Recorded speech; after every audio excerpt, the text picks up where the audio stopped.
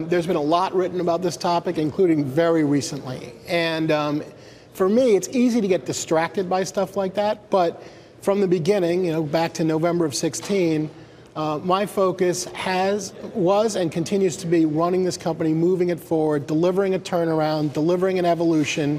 And on the turnaround, we got proof points in U.S. distribution, where, by the way, we've sequentially improved our distribution revenue every quarter. This fiscal year, we'll have growth in the fourth quarter, the quarter we're in right now, and we'll have growth in 2019. We've improved our audience shares. We've tremendously turned around Paramount. That was a company that lost $500 million. Paramount, I know you talk about it a great deal. It would seem to me fairly early here to be declaring victory, though, wouldn't it? I know it may have been profitable, maybe profitable second half of 18, and I know you pointed to next year as a key turning point. But what gives you the confidence to sort of say it's been turned around? Oh, it's on a clear trajectory. Look, it starts with different strategy, different management team. That management team, now led by Jim Giannopoulos, is a best-in-class team.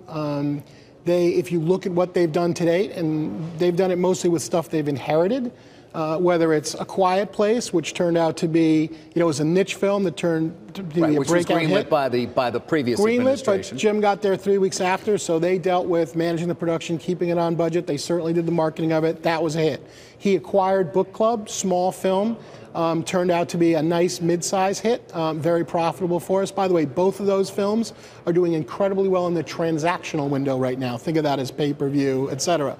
And then there's Mission, right, which is the latest one. Sixth installment of the franchise will be the largest installment of the franchise. That typically doesn't happen. Again, that speaks to disciplined approach to production, getting the film right, marketing. You guys are going to make money it. on that. We're making it's money not just all Tom Cruise getting it all in the back Tom end. Tom will do just fine on it, but we'll make money too. And again, we talked about the slate for 19. We're tremendously excited. Starts with a Tyler Perry film, which is based on the deal we did with Tyler last year, a Crosshouse deal starring Tiffany Haddish, Nobody Fool. Nice price point film, will be a hit, screened very well. So we're happy with the films. The TV business, $400 million from 0 4 years ago. We'll grow 50% in 2019 as we go from 9 series on air to 16, and it's making hits. 13 Reasons Why, The Alienist, and now Jack Ryan. So the turn is definitely happening, and we're on the cusp of building a new business, and that's making films specifically for third parties, including the streamers. And you'll hear more about that very soon. So I'm 100% comfortable with the direction Paramount's going. It's a fantastic asset, and the team's doing a great job. So, when your investor base thinks to themselves, well, I understand there's a turnaround in place. Bakish has been doing a good job here. Things seem to be moving along. But they're always sort of met with the prospect of controlling shareholder who wants CBS and Viacom together. What do you tell them? I tell them to focus on the turnaround and focus on the evolution. That's what we just did in that room. And again, the proof points are very clear. On the turnaround side, it's our domestic cable network, our domestic distribution relationships are in a totally different place. Our networks are doing better from an audience perspective. On the evolution side, we are building new businesses for the future. We weren't doing that before.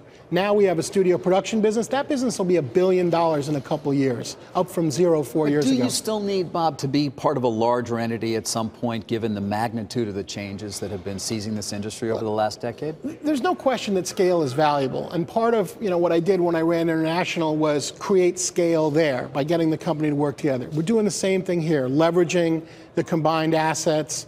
Even our new approach to distribution leverages our ad business in addition to our product and also our production business, because it's a wider deal.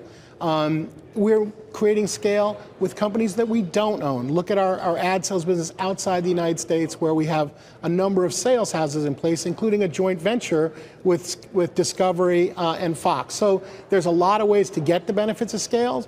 We're getting them more and more inside our company. We're doing some small targeted M&A. To accelerate our strategies. They're not scale plays per se, they're accelerants, and that's like VidCon and Who Say, and lately Awesomeness. TV, right? And we're feeling really good about that.